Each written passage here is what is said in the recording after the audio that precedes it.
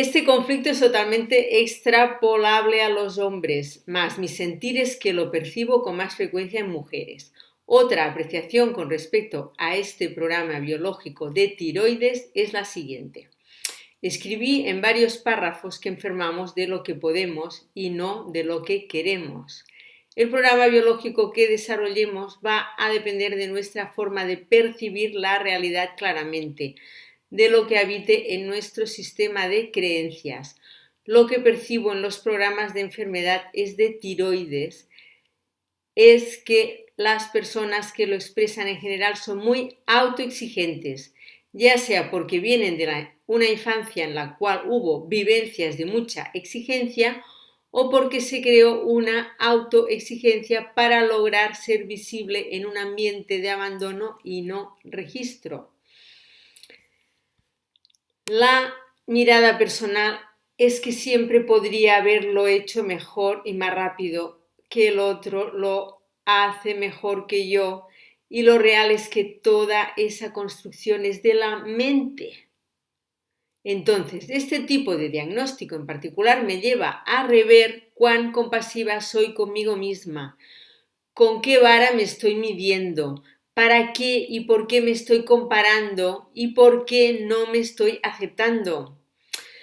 Saber que lo que estoy haciendo es lo mejor que pude haber hecho con las herramientas que hoy tengo me lleva a plantearme si hay disponibilidad para poder cambiar mi mundo interno si recojo el mensaje y no mato al mensajero. ¿Cómo transcurre este programa de tiroides?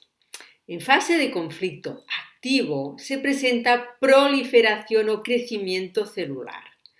Los adenocarcinomas foliculares, papilares, más aumento de la función de la glándula, es decir, hipertiroidismo o enfermedad de Graves Basedow.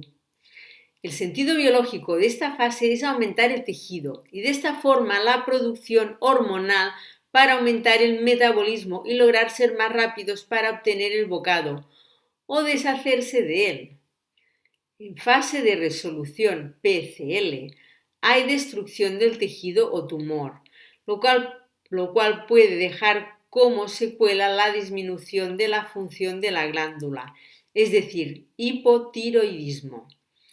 Esta etiqueta diagnostica tan común, el hipotiroidismo siempre fue precedida de un hipertiroidismo, es decir, de un aumento previo de la función de la glándula para ser más rápidos y así poder atrapar los bocados. Pero en general, esta fase de aumento de función es asintomática y tras las vivencias de tantos conflictos de la misma índole, la glándula se agota y queda con menor función, es decir, hipotiroidea. Y es en la etapa de hipotiroidismo que se ven los síntomas de la menor función de la glándula y es donde se hace la mayoría de las consultas. Como podrás ver en los ejemplos que describí, la respuesta de los órganos derivados del endodermo dirigidos por la parte del cerebro llamada tronco encefálico en la fase de CA, conflicto activo, consiste en aumentar de tamaño o función y en fase de PCL, resolución, consiste en disminuir de tamaño o función. Es decir, que todos los órganos del mismo origen se comportan de la misma manera en las dos fases del programa biológico de emergencias que llamábamos enfermedad. Veamos un ejemplo para seguir comprendiendo. Santiago tiene 63 años. Hace 30 que se desempeña como metalúrgico en una empresa en la que obtuvo grandes reconocimientos y satisfacciones. Una mañana, al abrir su oficina, encuentra un sobre que dice que debe presentarse en el Departamento de Recursos Humanos. Allí le dan la noticia inesperada de despido por reducción de personal. Imaginemos el momento inesperado en el que ve el sobre y además lee las palabras recursos humanos. Ya entra en alerta. Pongámonos en la situación de Santiago. ¿Qué nos pasaría ante el sobre? A varios de nosotros nos generaría temor, miedo, adrenalina. Se nos cerraría el estómago. Si tuviéramos una media luna en la mano, no la comeríamos. Nuestros pensamientos comenzarían a replicarse, nuestra mente no pararía, estaríamos en alerta, el sistema simpático estaría en funcionamiento. Sentiríamos peligro ante un hecho inesperado, un shock traumático, diría el Dr. Hammer, un DHS. A los 6 meses de este evento, Santiago comienza con dolores abdominales y malestares digestivos, que lo llevan a hacerse estudios. Luego le diagnostican un adenocarcinoma gástrico. La palabra adenocarcinoma es una convención, una etiqueta. En realidad, lo que hay en términos fisiológicos es un crecimiento de las células glandulares del estómago que nosotros llamamos tumor. Ese tumor o conjunto de células se formaron con un sentido biológico, digerir la noticia o el bocado indigesto que él no pudo digerir.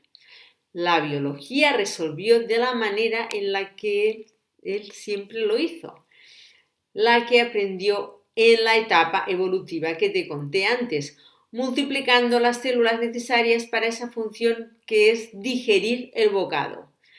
Replicó las células gástricas para aumentar su función. Una salvedad.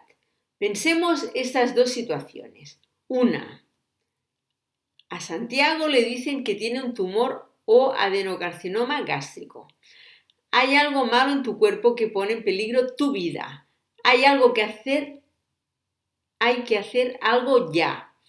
Otra alternativa, a Santiago le dicen que su organismo presenta un crecimiento celular en el estómago, cosa que ordenó a su cerebro a multiplicar las células que se ocupan de la digestión. Hay algo que no pudo digerir, algo vital para él que su cerebro entendió como un bocado que quedó atravesado en el estómago y que si no se digiere corre peligro de muerte. Una situación que vivió con ese grado de estrés. Se le explica que su biología está respondiendo con una lógica y con un sentido, que esta manifestación corresponde a una etapa de ese programa biológico especial. A la etapa de conflicto activo se le dice que está atrapado en un conflicto que no puede resolver ni digerir y por lo tanto va a tener síntomas que él mismo podrá identificar. Hay que ocuparse de resolver el conflicto y encontrar una salida, aunque sea provisoria, para generar alivio, bajar el estrés y el miedo y ocuparnos terapéuticamente de sus síntomas. Se le explica también que luego va a ingresar en una etapa donde esa masa que viene se va a degradar, donde habrá ciertos síntomas de los cuales nos ocuparemos. ¿Qué sentiríamos en una situación o en otra? Ante la misma imagen, la misma foto, dos realidades distintas, dos vivencias distintas. Me preguntarás cuál es la verdad. Creo que lo verdadero en términos biológicos es aquello verificable en el 100% de los casos. Y estas leyes, esta comprensión de la biología, se puede verificar en el 100% de los casos. Veamos otro ejemplo.